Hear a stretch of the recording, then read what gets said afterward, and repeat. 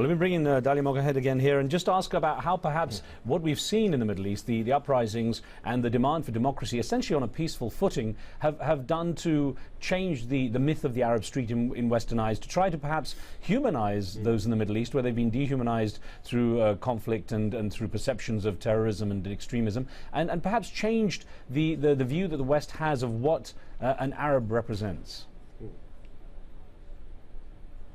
Riz, you make a very important point. We found at Gallup that more than 80% of the American public said that they sympathized with the protesters in Egypt.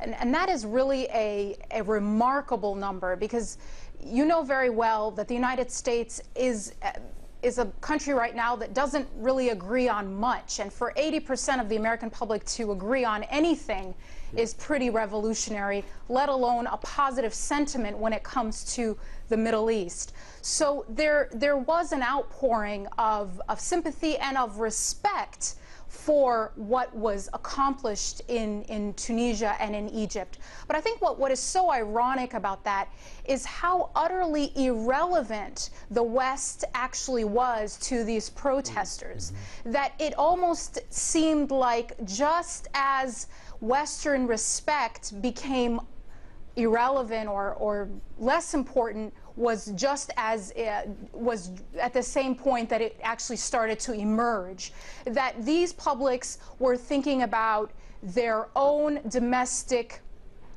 issues. They were building up their own societies. They were creating a whole microcosm of the society they dreamed of right there inside Tahrir Square, and no one did it to gain anyone else's approval from the outside. They did it for their own self-respect, and yet it was at that very moment that the other looked at them with respect, just as that respect became less important. Dalia, let me get a quick email to you before I get back to Dr. Bashir. And this email came in from Cameron Peter in Cape Town in South Africa.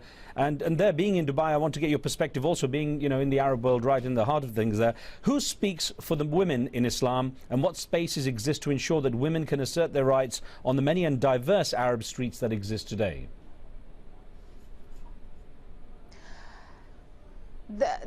This caller, or the one who wrote in, it raises a very good point. I just recently wrote a piece about the role of women in Ash-Sharq al-Awsat, and the point I make there is that women and men stood side by side in Tahrir and in Tunisia, fighting for the rights of all citizens. But unfortunately, we've seen that they aren't equally represented in the halls of power as of now. What we do find that is this: according to public opinion, both Egyptian and Tunisians, as well as people around the region, say that women and men should have equal rights. That public opinion, the majority of people, men and women, are on the side of women having equal access to decision-making, but that has yet to be realized. With a question here about the new Arab street, that people are saying this is the next step. Now, how do you see the new Arab street differing from the old Arab street, if there is that kind of difference? I think there's a huge difference between the new and the old in many ways, but in some ways they're exactly the same. The way the new Arab street differs from the old is in its sense of empowerment, in its sense of confidence. Now it's the people deciding who will get legitimacy. It's the government gaining their legitimacy from the public, and not the other way around. It's a public that the West and Israel has to engage, has to reason with, rather than simply repress to get our policies to move forward in this region. So it's a new calculus that we have to deal with. The way the new Arab street is very similar to the old Arab street is the old Arab street had democratic aspirations, just as the new Arab street does. Those things haven't changed.